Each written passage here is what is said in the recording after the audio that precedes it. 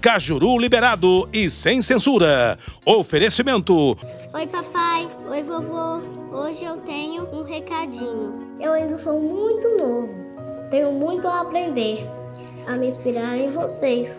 Quero correr, brincar de bola e quero que tenham muito orgulho do meu futuro. Vocês sabiam que o meu sonho é ser policial? Mas eu quero fazer um pedido. Que vocês me vejam conquistando tudo isso. Por isso, papai, vovô, eu quero fazer uma pergunta. Qual foi a última vez que vocês foram ao médico? Vocês cuidam tão bem da nossa família. O que falta para cuidar assim da saúde de vocês? Para estar no futuro de quem você ama, depende do seu cuidado de agora. Procure uma unidade de saúde. Novembro Azul, mês do cuidado do homem. Secretaria de Saúde e Prefeitura de Rio Verde. O trabalho continua.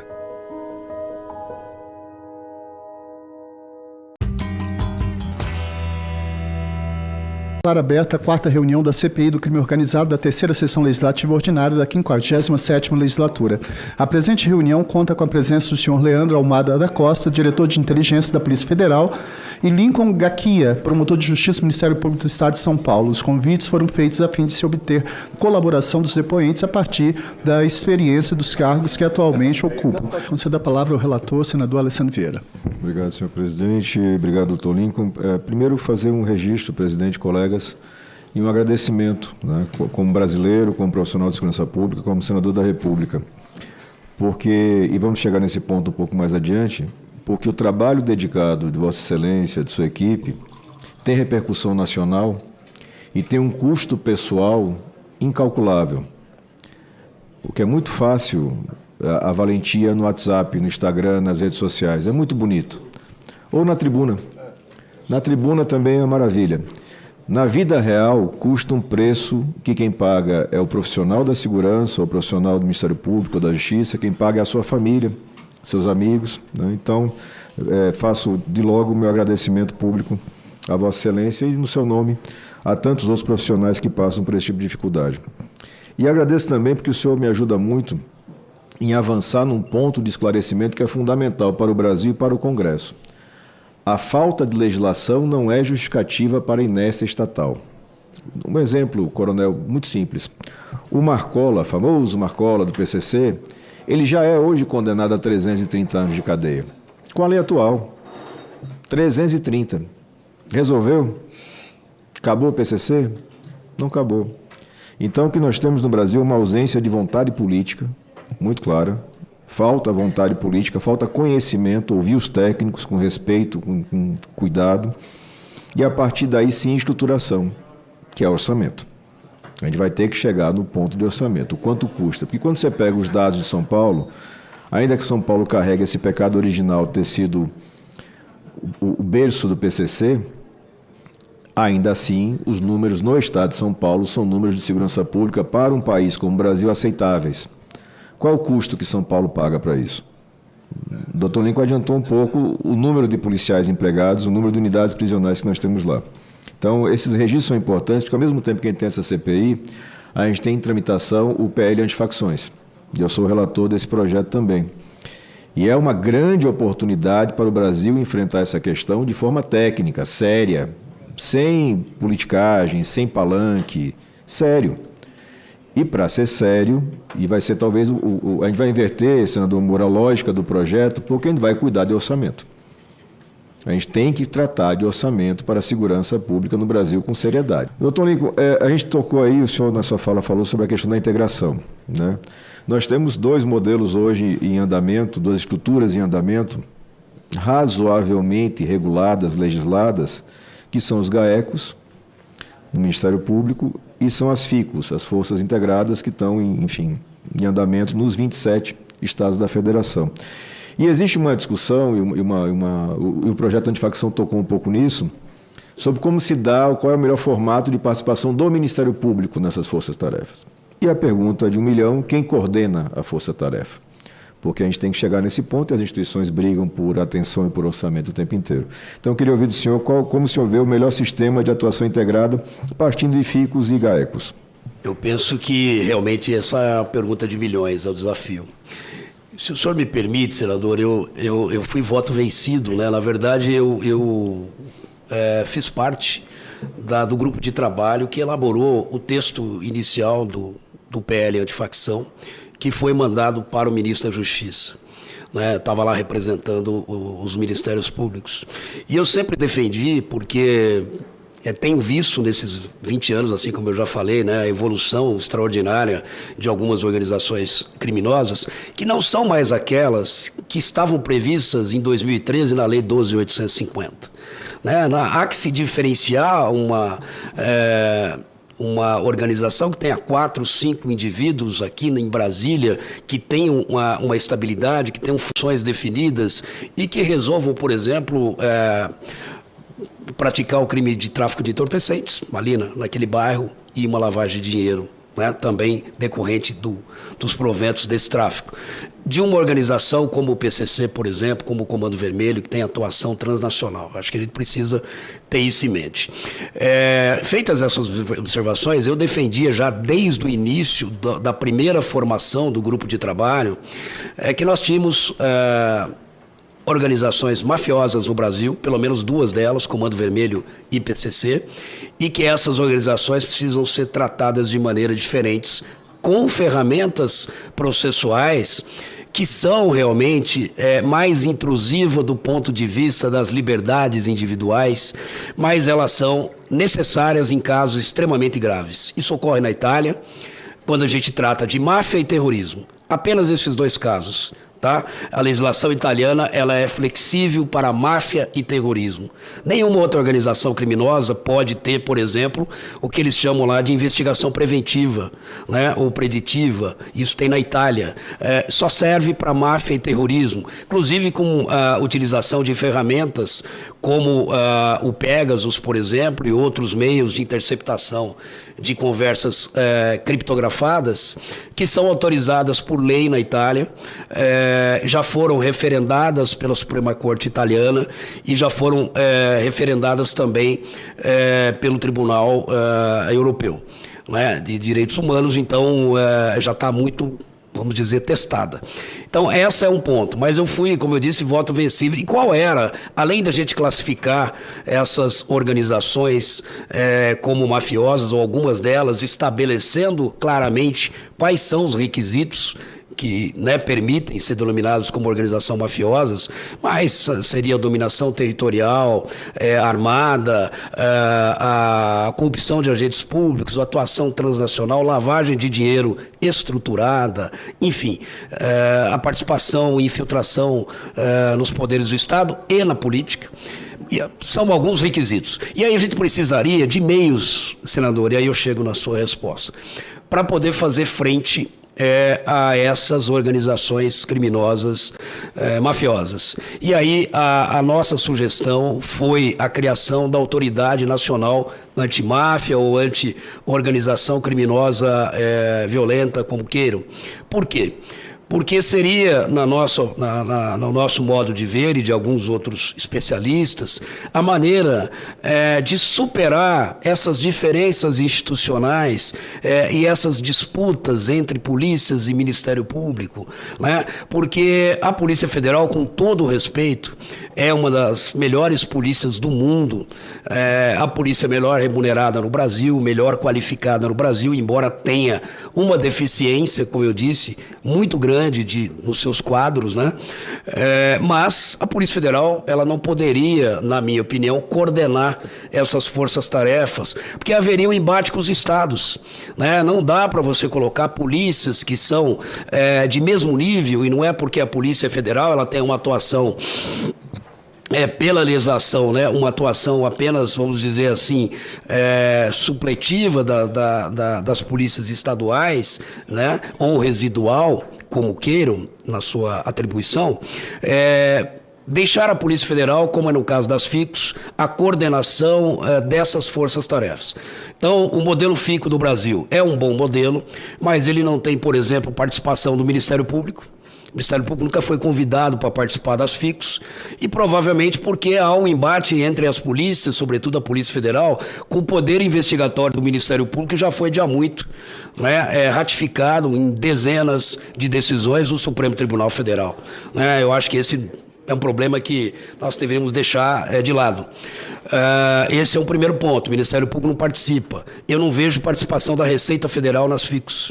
A Receita Federal é um dos órgãos hoje mais importantes para o combate ao crime organizado, porque a gente está falando, senadores, de asfixia financeira. E é a única instituição que consegue fazer esse cruzamento de dados, né? Então, precisaria ter a participação da Receita Federal, precisaria ter a participação do COAF. E aqui eu já faço uma observação, precisa ter a participação do COAF, mas o COAF precisa ser estruturado. O COAF, como está funcionando hoje, não tem a mínima condição, né, de dar conta das suas atribuições. O COAF está hoje com poucos analistas, né, que são cedidos pelo sistema bancário, e eu não sei se isso foi de propósito ou foi ocasional, não é?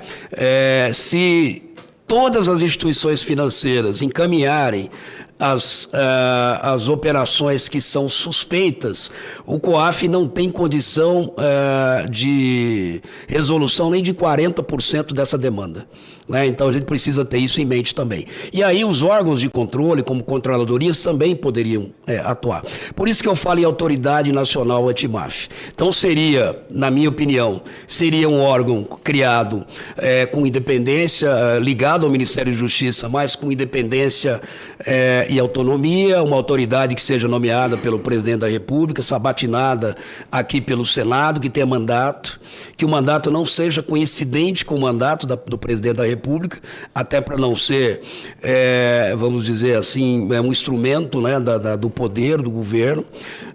Eu dou o exemplo do Banco Central, por exemplo, que acaba funcionando muito bem.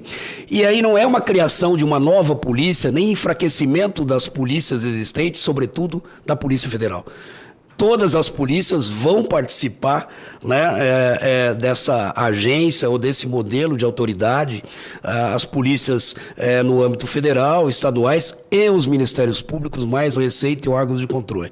Acho que seria uma maneira, foi a maneira que a Itália encontrou, a maneira semelhante talvez no Reino Unido, o FBI também trabalha desta forma, né, com coordenação e com integração entre as instituições, mas uma maneira da gente afastar esse problema grave de disputa institucional. Porque no desenho atual, eu vi inclusive a última versão do projeto que foi relatado pelo deputado Derrite, foi encaminhado aqui para essa casa, prevê lá as forças-tarefas, eu vi com bastante satisfação, poderão ser criadas as forças-tarefas, o Ministério Público poderá participar das forças-tarefas, e aí dependerá, e um instrumento formal é um acordo ou um termo de cooperação.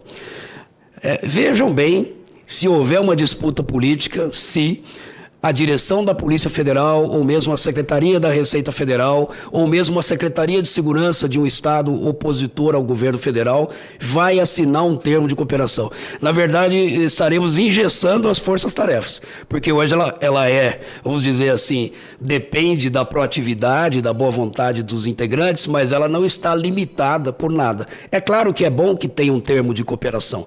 Agora, um termo de cooperação que seja republicano, né, que não esteja ligado a interesses políticos. Então, me parece assim, se a gente pegar estados polarizados, dificilmente o governador ou o secretário vai autorizar a assinatura de um termo para a formação de determinada força-tarefa. E aí tem outro desafio, e quando a força-tarefa tiver que investigar autoridades estaduais, por exemplo? Nós teremos um problema, né, porque fica também condicionado à autorização da cúpula. Então, por isso que eu acho que nós precisaríamos evoluir, claro que isso... Aí eu fui voto vencido, né? Num primeiro momento o Ministério da Justiça aceitou a criação da Autoridade Nacional, mas houve alguma pressão interna e eles recuaram. Acho isso, dentro do sistema democrático, perfeitamente possível. Na Itália funciona muito bem, tá? A DIA, que é a Direção de Investigação Antimáfia, formada pelos Carabinieri, que são uma polícia federal ostensiva, que atua em toda a Itália, formada pela Guardia de Finanças, que é uma polícia também de natureza federal, mas mais ligada a fronteiras e a questão da lavagem de dinheiro, e as polícias estaduais. E cada uma delas, senadores, se revezam na chefia desta direção, tá? Na Direção de Investigação Antimáfia. Temos também lá a Direção Nacional Antimáfia.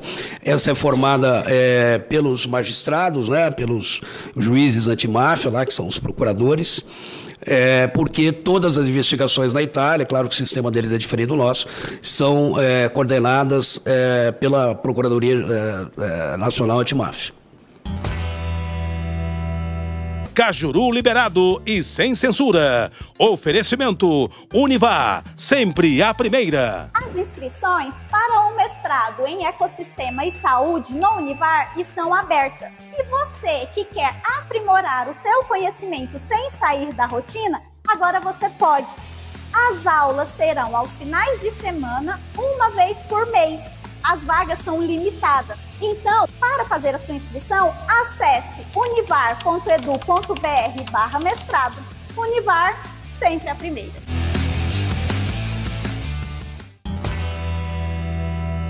Outro ponto, doutor Lincoln, para a gente tratar, a importância da regulamentação das ferramentas utilizadas, dos instrumentos utilizados para a lavagem de dinheiro. Eu falo particularmente de fintechs e criptos. Hoje nós temos uma regulamentação relativamente incipiente do Banco Central pós-operação Carbono Oculto, e nós temos já a reação no Parlamento, já temos a tentativa de derrubada da regulamentação de cripto feita pelo Parlamento. Eu queria que o senhor registrasse sua opinião com relação à urgência dessa regulamentação e a importância para evitar a capitalização dos criminosos organizados. Pois não, muito bem observado, senador. Realmente, para nós é crucial que tenhamos, como eu disse, né, quando falta regulamentação e falta fiscalização, nós temos essa brecha que é ocupada pelas organizações criminosas. No caso das fintechs, houve uma regulamentação parcial agora por parte da Receita, que ia iniciar só em 2029, quer dizer, então isso já é decorrência da Operação Carbono Oculto e de outras que tivemos em São Paulo. Mas a questão das criptos precisa ser urgentemente regulamentada, né? Porque realmente é uma brecha legal, é algo que permite aí diversas camadas de anonimato que fazem com que nós tenhamos a utilização dessa ferramenta. Antigamente nós utilizávamos, eu acho até, eu sempre falo, quando eu dou aula também e faço palestra, falo sobre a Lava Jato, porque a questão do dólar cabo, né, senador Moro, foi muito utilizada na Lava Jato. Ela chegou a ser utilizada pelas organizações criminosas como o Comando Vermelho e PCC para questão de remessa de numerário, né, de vinda de dinheiro da Europa para cá e daqui para a América do Sul. Mas, porém, hoje tudo isso está superado pelas criptos. Então são transações em criptomoedas, não há nenhuma movimentação física de dinheiro, né? Então não temos mais a pressão de dinheiro como a gente tinha mais, até porque é algo que nem nós utilizamos, né? Na verdade a gente não utiliza mais o dinheiro em espécie, então é algo que precisa ser regulamentado. E também, se o senhor me permite, ainda uma observação, as bets. Eu não vou aqui dar spoiler, mas eu posso dizer para vocês que muitas dessas empresas estão sendo utilizadas pelo crime organizado para lavagem de dinheiro, principalmente através aí, de contrato com influenciadores digitais. Então, usam, né, alguns influenciadores digitais que conseguem fazer fortuna em poucos anos, né, e tem contrato com essas bets, mas que estão intimamente ligadas à lavagem de dinheiro do crime organizado. Isso logo, logo vai vir à tona. E todo esse assunto foi objeto de discussão aqui na época, né? Foi alertado pela Polícia Federal, Receita e Ministério Público Federal a consequência da legalização dos jogos para lavagem de dinheiro. Isso foi tudo, infelizmente, discutido aqui. Nesse ponto, fomos nós também votos vencidos. Com relação às lideranças, doutor Lincoln, a gente está passando por um processo de decisão política, refletindo o sentimento da sociedade, que vai passar para o endurecimento nas penas e no regime de cumprimento de penas. Isso me parece que tem um grande consenso nacional. Mas é preciso que a gente não caia na armadilha, o senhor tocou tangencialmente nisso, de definir qualquer indivíduo faccionado como liderança, qualquer indivíduo faccionado como de altíssima periculosidade, porque isso vai levar a uma sobrecarga e um desvirtuamento do sistema, né? Então, eu pergunto que critérios o senhor sugere para que a gente possa ter a definição de quem de fato é liderança e quem de fato precisa ir para um regime diferenciado de isolamento. E também uma avaliação do senhor com relação à qualidade do isolamento que hoje a gente consegue impor ao criminoso no sistema brasileiro. Bom, eu acho que a questão da individualização, né, das condutas aí, principalmente a legislação, ela precisa, na minha opinião, ser o menos aberta possível, não é?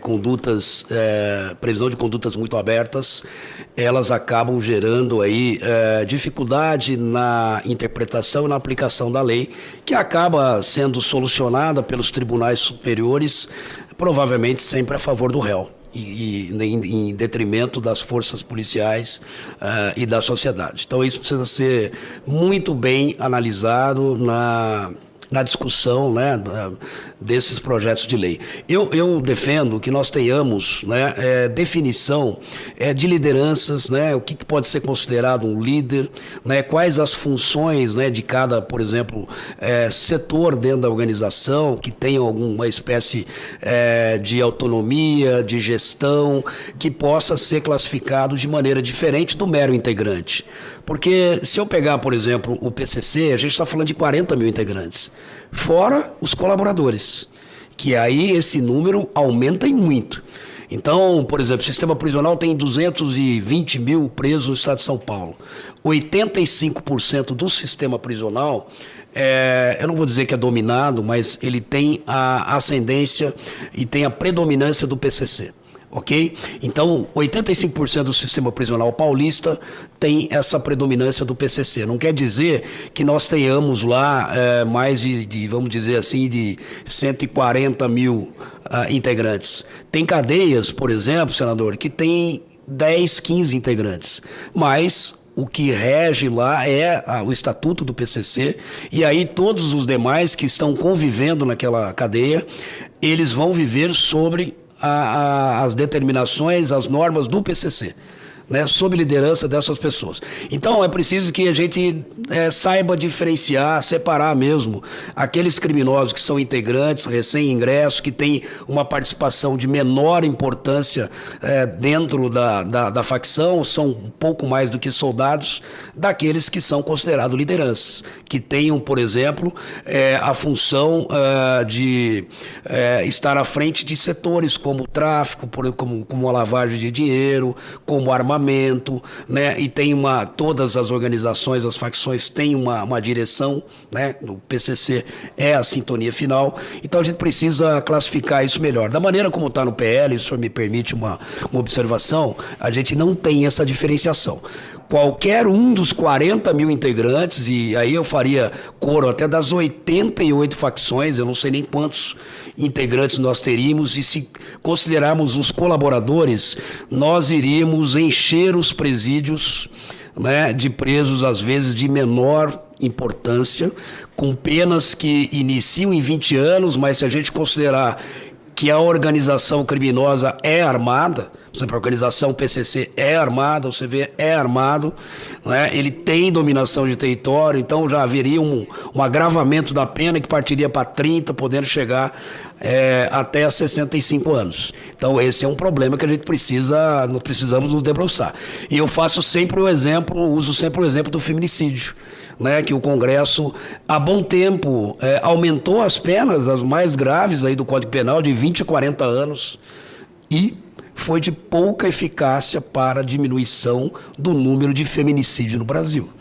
Né? O aumento das penas, ela é desejável, ela é importante e necessária, mas o rigor no cumprimento também. E quando eu falo rigor no cumprimento, por exemplo, indivíduos que tenham funções de liderança, eles deverão cumprir pena, sim, em estabelecimento prisional federal ou equivalente nos estados. Eu defendo, inclusive, que cada estado tenha a sua penitenciária de segurança máxima aos moldes do sistema penitenciário federal, né? Um preso por cela, isolamento e etc. Então isso eu acho que seria o ideal, e aí só manda para o sistema federal quando o estado realmente não tiver condições de assumir. E por fim, a questão do isolamento não é um problema só do Brasil. Tá? É um problema mundial. Nem mesmo na Itália, no cárcere duro, é possível fazer um isolamento total, já que o preso tem contato com o advogado. E tem contato com familiares. Não tem contato físico, mas tem contato. Então, de várias maneiras, eles conseguem transmitir, receber ordens. Eu falo que tem um delay, né? Quando você está no sistema penitenciário federal, a administração dos negócios do dia a dia não funciona. Mas as decisões estratégicas, elas obrigatoriamente passam pelas cúpulas que já estão internadas no sistema penitenciário federal. E aí, quando eu disse isso na Câmara, eu me lembro que alguém falou, mas lá não tem mais celular. Não. Eu falei, não, nunca teve.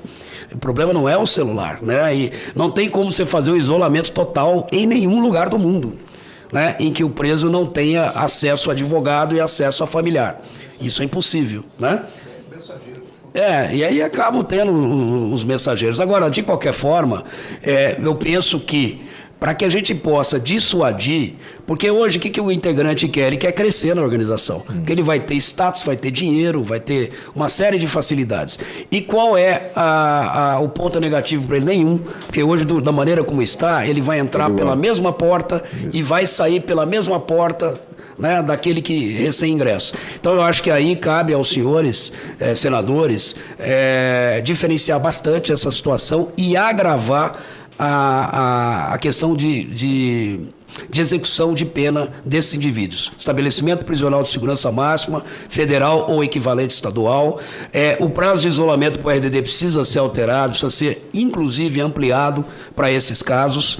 E não se preocupe que não vai aumentar o número de presos nem no sistema penitenciário federal, nem no RDD. Porque a gente conta, às vezes, por exemplo, vamos imaginar de uma facção aí de 40 mil integrantes, a gente não vai ter 100 integrantes que tenham funções expressas relativas com importância dentro dessas organizações.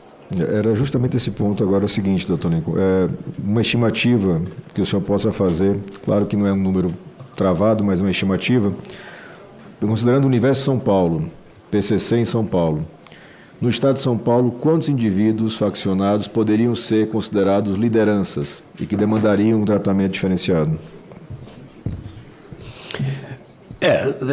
Na verdade, é subjetivo, mas eu posso fazer sim uma observação, porque eu fui o responsável pelo pedido de isolamento de 23 lideranças, né, do PCC em 2018.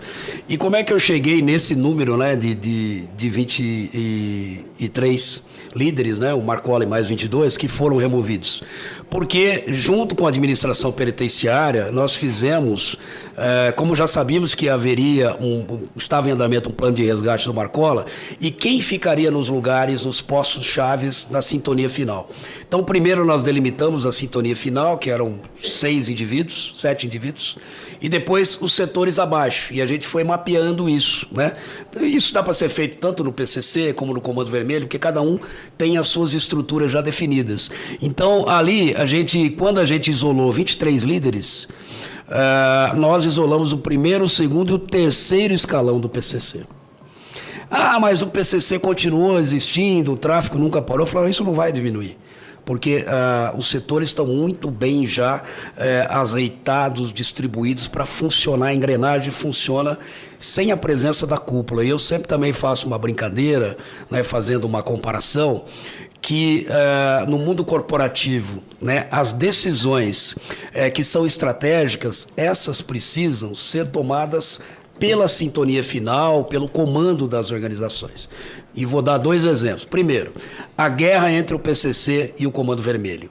Nenhum outro escalão inferior pode interferir e tem autonomia para interferir nisso. Então, quando foi decretada a guerra foi decretada pela sintonia final do PCC e pelo comando do Conselho, né, que é do Comando Vermelho, no caso, Marcinho VP. Né? No caso do PCC, o Marcoli e outros, que em São Paulo a decisão é colegiada. E, porventura, se for cessar a guerra, né, que também é uma decisão estratégica. Por exemplo, nós vamos fazer uma trégua, que foi o que foi definido há poucos meses atrás, esse ano, para combater o Estado, né, para que a gente possa, juntos, Comando Vermelho e PCC, entrar com ações para diminuir os rigores do sistema penitenciário federal, como a proibição de visitas íntimas, por exemplo, e outras definições de cumprimento de pena lá. Então, aí só para fazer a observação, se nós prendermos, eu falo isso sempre, se prendermos toda a diretoria da Coca-Cola, nós vamos continuar comprando Coca-Cola no mundo inteiro no dia seguinte. Porém, se houver uma fusão da Coca-Cola com a Pepsi, só esses CEOs é que vão poder definir se isso vai poder ser feito ou não. Quer dizer, aqueles gerentes que estão em função de administração local não têm atribuição e nem autonomia para isso. Então, fazendo um paralelo, né? Eu acho que não seriam muitos, viu, senador? Não seriam muitos. Sim.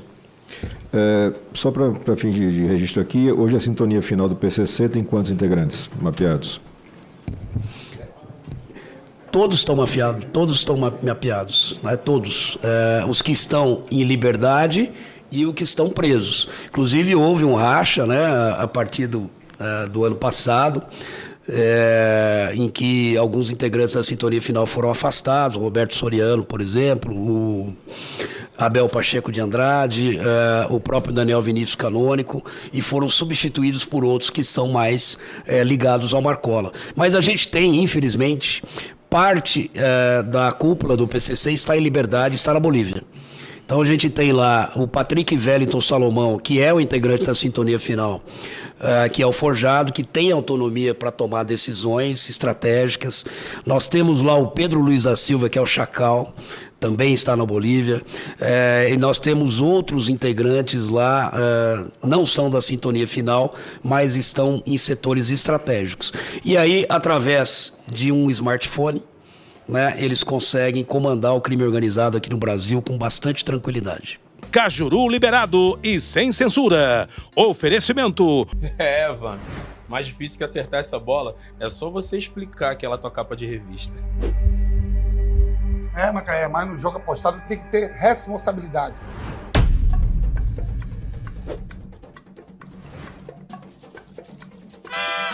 Deixa aqui de bola parada, eu entendo. Mas se perder vai pagar, hein, Galinho? Bet Esporte. Craque de verdade, joga com responsabilidade. Doutor Lincoln, também foi tocado tangencialmente na sua fala inicial, a infiltração do crime organizado na política. Me parece muito natural que isso aconteça pelo encontro de interesses na lavagem de dinheiro e também no financiamento de campanhas. Mas eu queria ouvir do senhor pela experiência já há tantos anos. Eu vou fazer um merchandising aqui.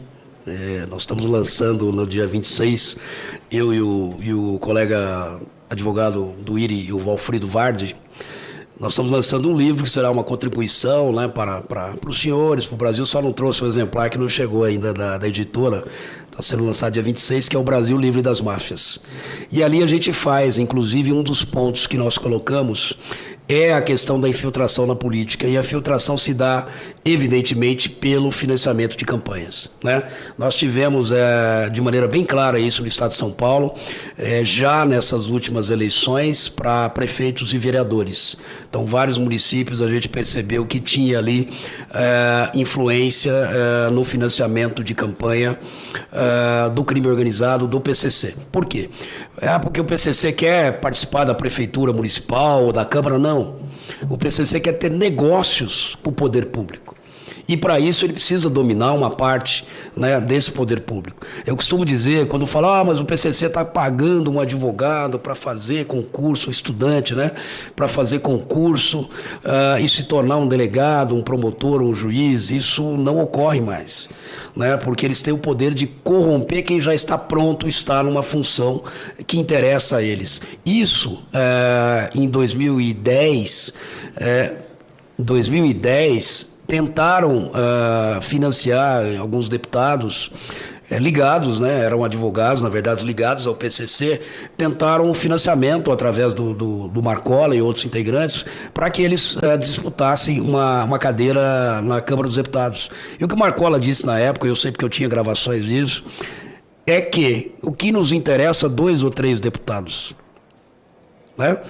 Para que nós precisamos de 2 ou 3 deputados? Então, me parece que a visão deles é mais estratégica e principalmente voltada, senador, para os municípios. Porque eu costumo dizer também, quando dou aula, que a gente vive no município, né? Não vivemos, né, na federação. E é ali que os negócios acontecem. Veja São Paulo, né, a maior capital do Brasil, ter 2 empresas de ônibus cuja direção foi capturada pelo PCC. E, pasmem, uma dessas empresas, eu prendi, eu digo eu porque era uma ação controlada de operação minha do GAECO em Presidente Prudente, foi a rota que prendeu em São Paulo, mas prendeu um criminoso na sede de uma empresa de ônibus. Na época era um micro-ônibus, né, ainda, era uma cooperativa. E chamou atenção porque ali havia um fundo falso com 600 quilos de droga, dinheiro, etc. O indivíduo alcunhado pelo apelido de Cebola, né, que é o Silvio de Almeida, Silvio Luiz, se eu não me engano, está foragido até hoje. Ele foi preso lá por nós, com 600 quilos de droga, no pátio de uma cooperativa. E aí nós deflagramos, eu também coordenei em São Paulo, a Operação Sharks, em que a gente descobriu que o PCC mandou 1 bilhão e 200 milhões de reais para o Paraguai, né? Toda a arrecadação praticamente interna era mandada para o Paraguai, aí sim através de dólar cabo, usando doleiros. E ali a gente foi investigar a lavagem de dinheiro dos criminosos que estavam envolvidos na Sharks, e nós descobrimos, para nossa surpresa, e aí veio a Operação Fim de Linha, que uma empresa de ônibus em São Paulo, denominada UpBus, nada mais é do que a Qualibus, onde o Cebola foi preso. E, pasme, o Cebola, depois de 15 anos, né, era diretor da empresa, era acionista da empresa. O Anselmo Santa Fausta, que é o cara preta, era acionista da empresa, né? O Buiú, ladrão de banco, acionista da empresa.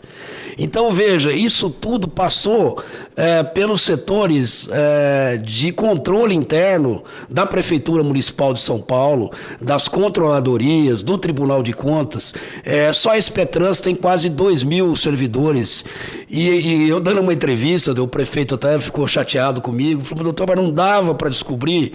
Eu falei, até inventei um verbo, senador. Eu falei, dava, era só dar uma googada. É só digitar o nome desses diretores em fonte aberta. Queria verificar que são procurados, inclusive, em lista de difusão vermelha da Interpol. Então, é um escárnio. E detalhe, a UpBus era a empresa melhor avaliada em São Paulo. Prestavam um serviço muito bom para a população. Os motoristas não tinham nada a ver com isso, e nem mesmo os servidores. Mas toda a diretoria foi capturada pelo PCC. O mesmo aconteceu com a Transwolf e a TW. E 14 anos de prorrogação de contratos, né? Sem licitação, esses contratos foram prorrogados aí, emergencialmente, etc. Com aditivos, essas empresas elas faturavam mais de R$1 bilhão por ano da prefeitura só em subvenção. A Prefeitura de São Paulo paga R$50 mil por cada ônibus rodado. Por isso que é um ótimo negócio. Então, qual o problema do crime organizado também hoje, senador? É a infiltração na economia formal. São empresas que não são empresas de fachada mais. São empresas que estão atuando, que estão prestando um serviço, às vezes um bom serviço. Claro que estão fraudando a concorrência, porque ali também há a injeção de capital que é oriunda do tráfico internacional. E a participação nas licitações públicas. Tivemos e temos em andamento também participação do PCC em licitações de saúde e de lixo, né? Então, isso precisa ser também muito bem avaliado.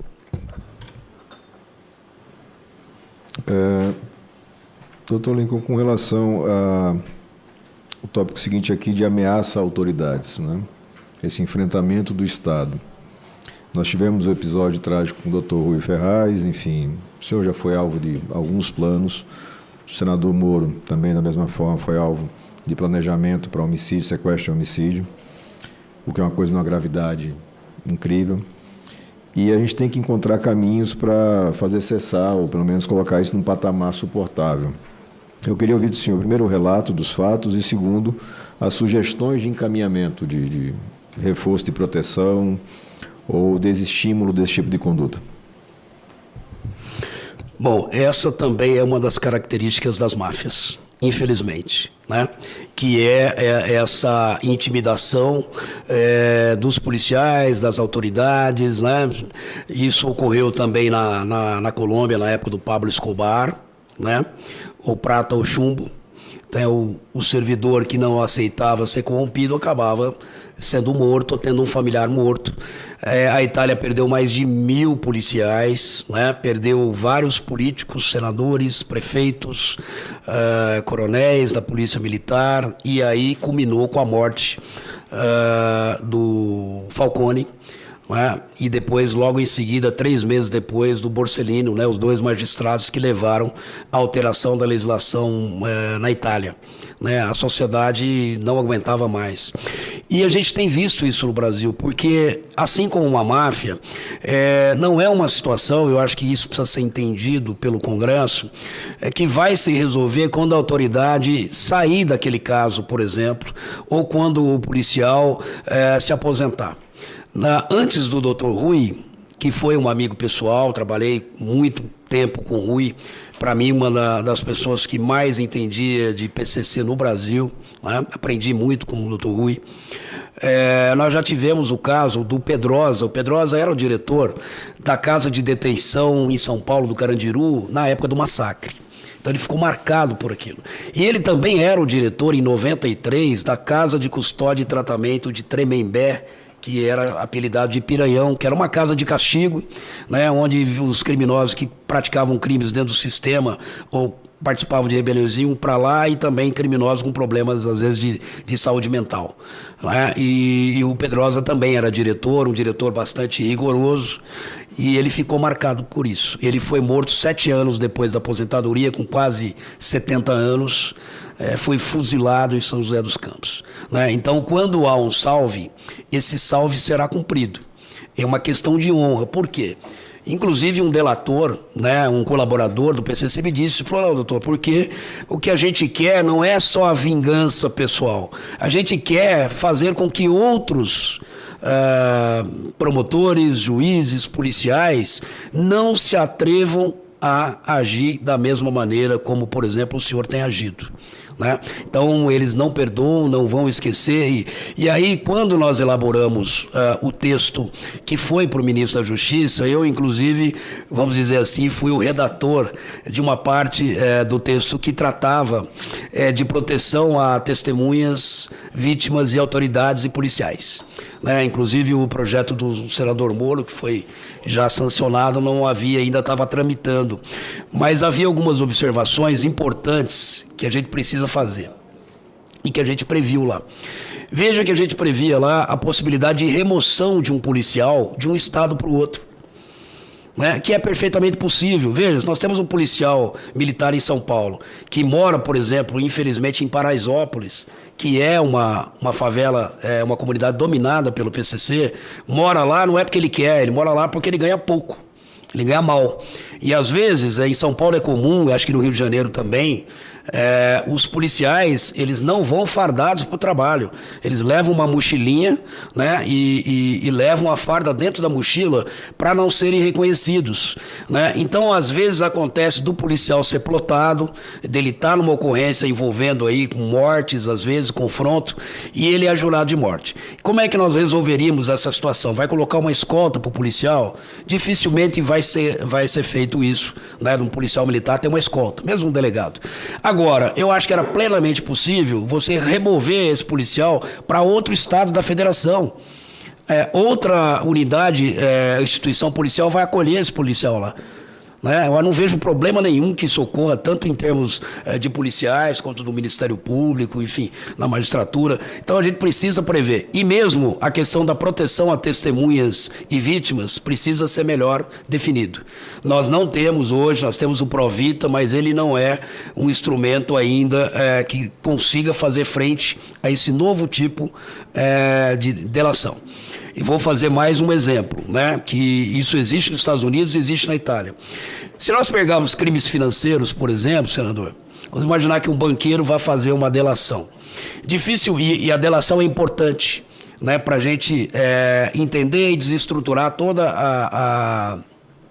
a organização criminosa. Dificilmente o banqueiro ou, né, uma pessoa que tem uma situação social melhor, ele vai se sujeitar a entrar no programa de proteção das testemunhas, né, mudar de estado, mudar de vida, tirar os filhos de uma escola particular, enfim. Isso aconteceu no caso do Antônio Vinícius Grisbar, falou, doutor, isso para mim não dá. E eu vou fazer o quê? Eu mesmo vou pagar a minha segurança. E aí ele contratou policiais militares para fazer a sua segurança pessoal, deu no que deu. Né? Ele foi assassinado. Então, são coisas que a gente precisa entender, regulamentar. A questão de quem define quando a autoridade precisa ou não de segurança, senador Moro, é muito importante. Acredito que tem que ser as polícias que fazem realmente uma análise de risco, mas isso precisa passar pelas instituições, porque a gente pode ter disputas políticas, pode ter situações como, por exemplo, do juiz lá de Campo Grande, o Odilon, né? O Odilon me liga quase toda semana, falou, doutor Lincoln, não se preocupe, o senhor vai ser abandonado na sua aposentadoria como eu fui. Porque, eu tenho direito, senador, à escolta, na aposentadoria, perfeito. Mas nada impede, né, que, paulatinamente, os relatórios de análise de risco digam que não há risco nenhum e que não precisa mais de escolta, porque é algo que é caro para o Estado. Né? Mas caro quanto? É o preço que o Estado tem que pagar, o mínimo, para oferecer a quem está na ponta, de fato, executando as políticas públicas de segurança, combatendo o crime organizado no dia a dia, para que a gente possa executar isso com alguma tranquilidade. Por fim, doutor Lincoln, e já agradecendo a colaboração do senhor, reforçar um ponto sobre o qual nós já tocamos, a importância da construção de legislação com tipos fechados e com toda a cautela, uma vez que nós tratamos de organizações criminosas com alta infiltração em todos os poderes, com grande poder financeiro e com aptidão para trabalhar nos tribunais superiores por interpretações favoráveis. Né? Assim, eu não tenho muito hábito de ter muito cuidado com palavras, eu falo as coisas sempre da forma mais objetiva para que todo mundo entenda. O tratamento que sempre se deu no Brasil para o corrupto, hoje se dá para o faccionado, porque o corrupto e o faccionado cada vez mais estão lado a lado em organizações, em atuações, em cooptação do Estado e em sequestro de recursos que são dos brasileiros. Então eu queria deixar isso bem assentado e gostaria de ouvir isso pela sua voz. Olha, eu acho que o ponto fundamental é que o Congresso, em que pese haver a urgência, eu entendo que há uma urgência, a questão da segurança pública hoje é o primeiro assunto em nível de importância para o brasileiro, em que pese haver essa urgência, os senhores precisam entregar uma ferramenta que será útil para todos nós nos próximos 20, 30 anos. A gente não pode ter uma premência de entregar um resultado que a população espera, fornecer algo que vai ser debatido, discutido nos tribunais. Eu vou dar alguns exemplos para os senhores. Claro que eu ainda não me debrucei, né? Nós tivemos pouco tempo para nos debruçarmos sobre essa legislação. Os colegas do Ministério Público, por exemplo, na sua grande maioria, são contra a mudança na competência do júri. Tá? Nós entendemos que a competência do júri precisa permanecer com o cidadão, como é hoje, com os jurados do povo. Então, inclusive, os ministérios públicos, os promotores do júri do Brasil estão preparando um documento que vão encaminhar, senador, para essa casa para pedir essa modificação. Eu entendo, né, a justificativa, olha, o jurado pode sofrer uma pressão maior, mas saibam que os juízes sofrem também. Saibam que os juízes sofrem também e às vezes a gente tem mais saídas para o garantismo, né, que acabam liberando esses indivíduos do que uma decisão leiga tomada por um juiz do povo. Então, essa é uma das observações. A questão das condutas extremamente abertas, elas apresentam algum risco, por quê?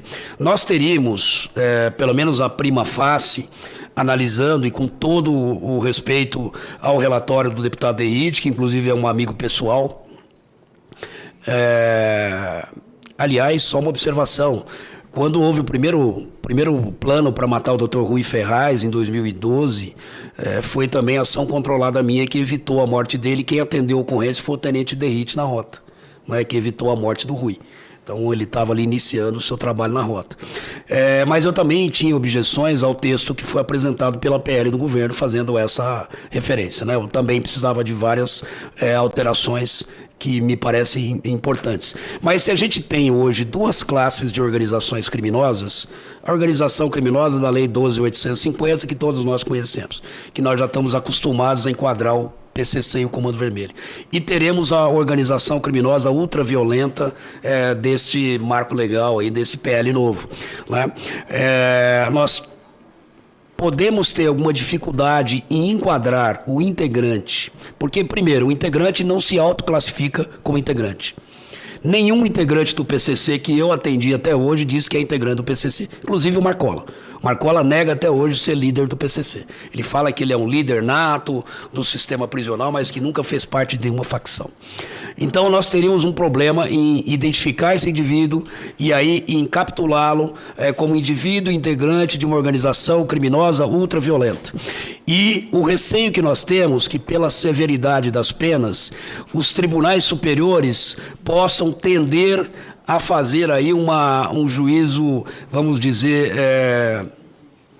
de proporcionalidade e acabar enquadrando alguns casos ou desclassificando para a organização criminosa da Lei 12.850. Se pegarmos o voto do ministro Fux, ele, em que pede ser voto vencido, mas ele observa que o indivíduo X não faria parte de organização armada porque ele não estava armado. Então vejam, essa é uma interpretação possível. Então, se nós temos lá 11 condutas, se o indivíduo não praticou nenhuma daquelas condutas, ele está lá só com o quê? Com droga do PCC. Mas não praticou nenhuma daquelas condutas.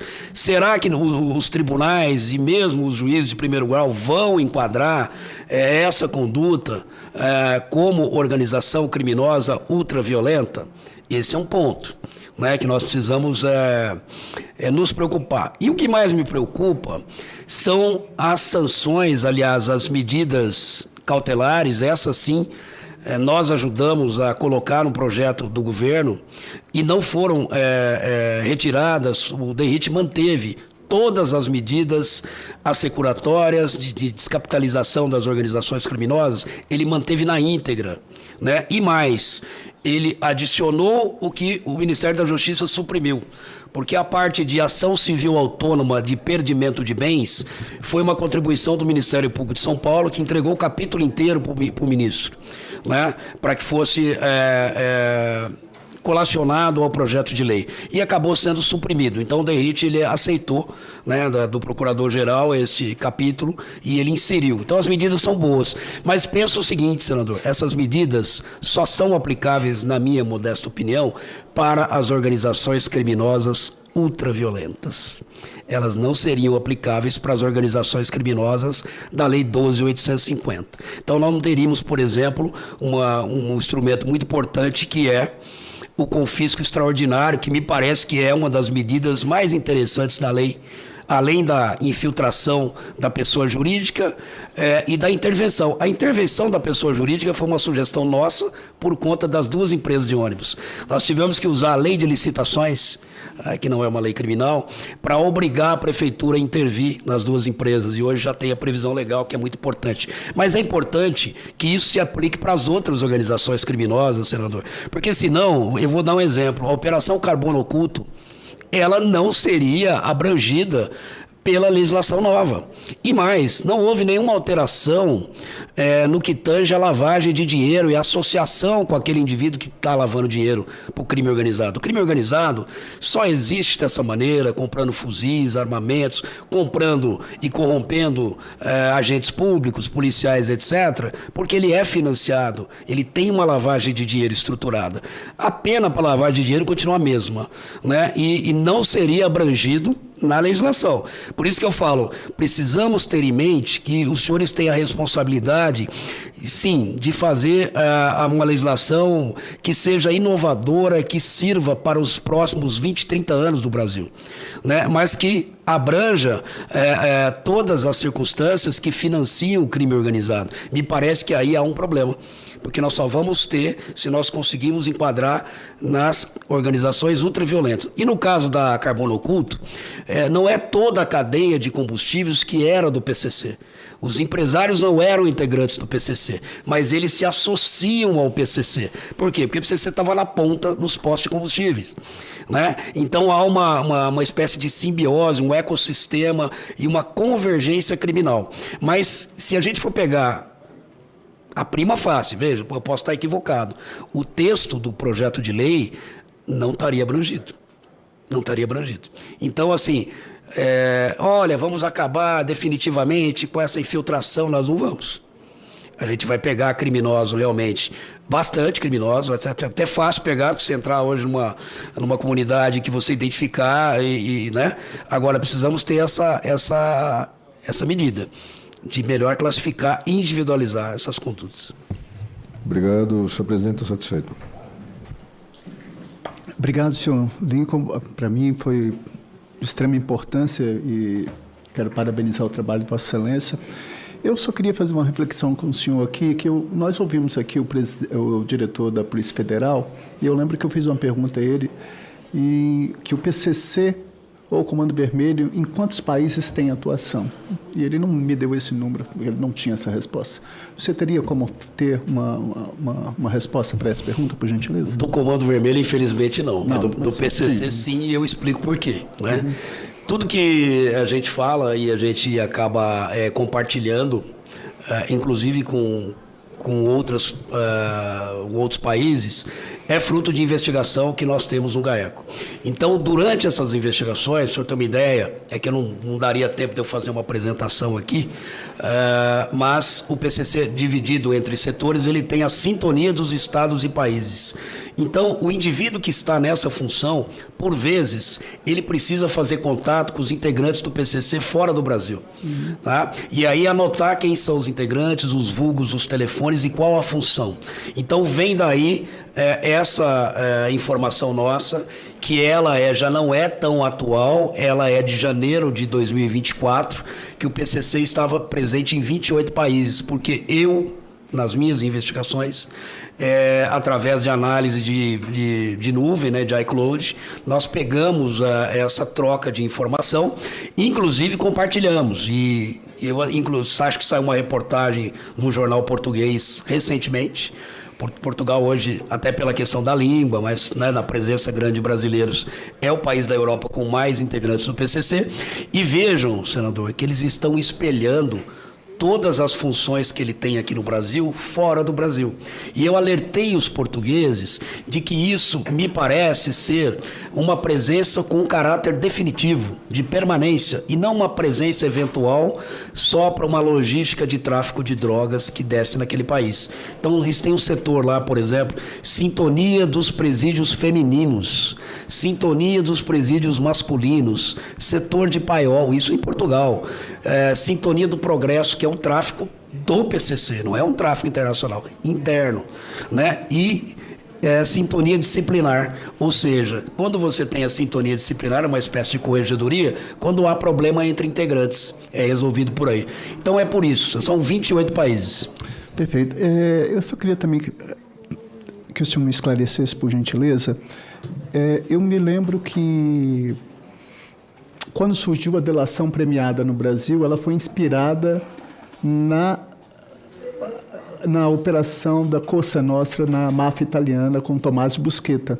E ela entra no Brasil como causa de diminuição de pena, mais precisamente no artigo 8º da Lei 8.072/90, que quando na Lei dos Crimes Hediondos, no crime de formação de banda ou quadrilha, um dos integrantes ele delatava. O que foi de fundamental importância para que a Itália fizesse uma operação que acabasse efetivamente acabasse, se é que eu posso utilizar esse termo, com a máfia italiana lá? Que a gente pudesse, de alguma forma, aplicar aqui. É basicamente o que aconteceu também com a máfia italiana nos Estados Unidos, né? Essas estruturas criminosas extremamente sofisticadas, com um poder financeiro e uma infiltração, às vezes até política, muito grande, na maioria das vezes, o instrumento principal para você desestruturar, para você conseguir investigar, é a cooperação, aliás, a delação premiada. Né? Então, essa é uma constatação. Por isso que eu falo que a gente precisa ter mecanismos que assegurem, de fato, né, uma colaboração, uma delação premiada eficiente. Porque é só o indivíduo que esteja numa função de comando, às vezes de liderança, né? Um capo, por exemplo, de uma máfia, ele tem condição de entregar os demais. Isso foi feito nos Estados Unidos, mas vejam só como é sofisticado. O Tommaso Busquetta, ele foi exilado nos Estados Unidos através de acordo de cooperação que a Itália tinha com os Estados Unidos. Então, hoje nós não temos, até temos, mas isso não é utilizado no Brasil. E mais, né? Se a gente pensar que quase todas as facções, organizações criminosas são de origem prisional, nós não temos delação e colaboração premiada dentro do sistema prisional, porque o Provita não atua. O programa de proteção de testemunhas e réu colaboradores, ele não atua quando o indivíduo está preso. E se o indivíduo está preso, como é que nós conseguiríamos protegê-lo? Eu tenho um preso, que é Orlando Mota Júnior, o Macarrão. Ele é o meu primeiro réu colaborador. A esposa dele foi assassinada por conta da colaboração em São José dos Campos. E aí eu só mantenho ele preso porque eu sou promotor de corregedor e de execução, e ele está numa cadeia de oposição ao PCC, que eu tenho a correição dela, e a gente mantém ele que meio que isolado lá. Mas essa é uma atitude minha. Nós não temos legislação para isso, e a gente não vai conseguir fomentar que outros colaboradores possam surgir. Por exemplo, houve um racha no PCC. O que a gente pode oferecer para esses líderes que estão contra o Marcola?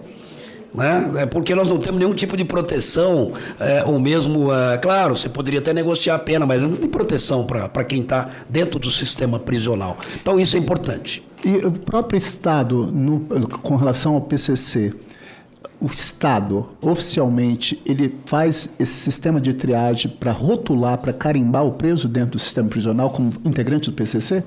O senhor tem conhecimento disso?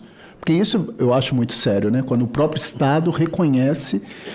Veja, mas eu acho, senador, que isso é uma necessidade, inclusive, de sobrevivência do preso. Vou dar um exemplo para o senhor. Perfeito, mas isso ocorre. Ocorre.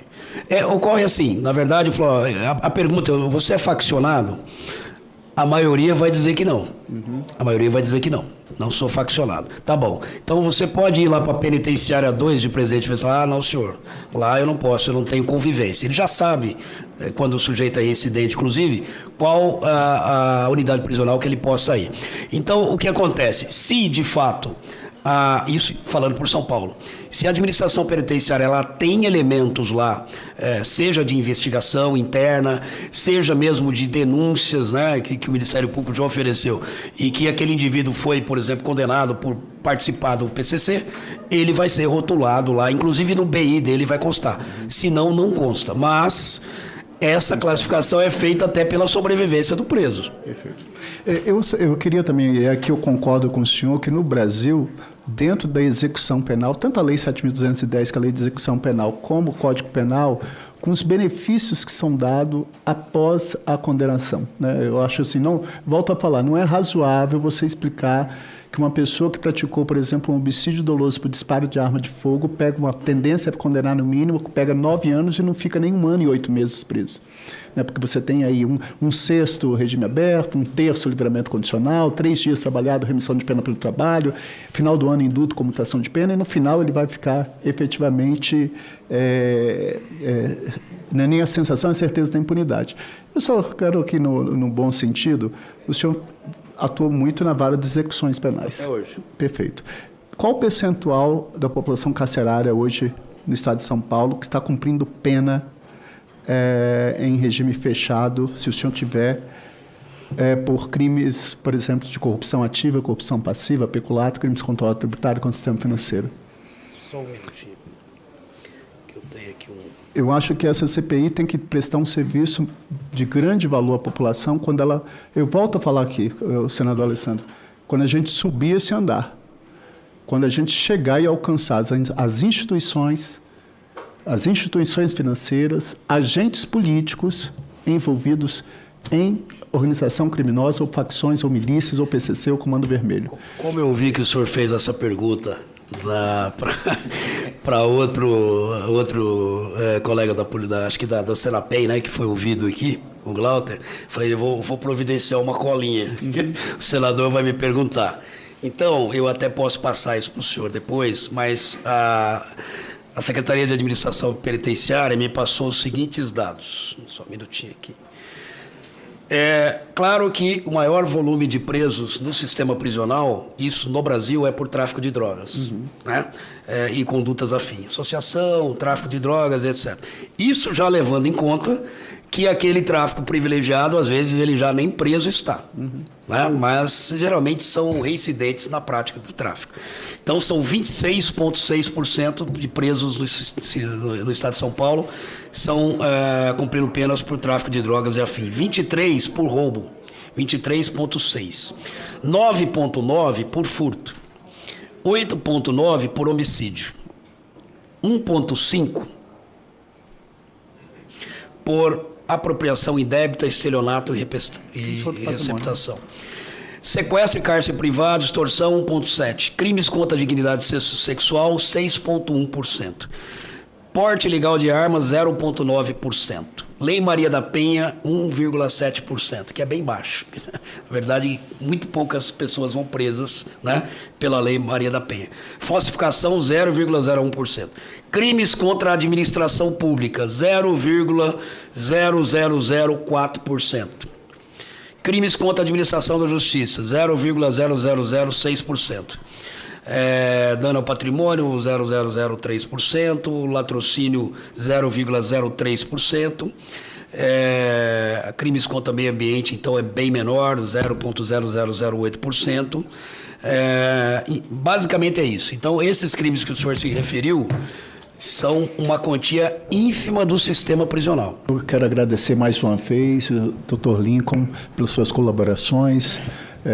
Parabéns pelo trabalho, parabéns ao Ministério Público. Espero que essa CPI, ao término, dê uma prestação de serviço a toda a população para garantia desse direito constitucional, que segurança pública é direito de todos, mas é dever do Estado. Muito obrigado. Acabamos de apresentar Cajuru Liberado e Sem Censura. Oferecimento. Oi, papai. Oi, vovô. Hoje eu tenho um recadinho. Eu ainda sou muito novo.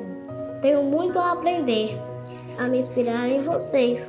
Quero correr, brincar de bola e quero que tenham muito orgulho do meu futuro. Vocês sabiam que o meu sonho é ser policial?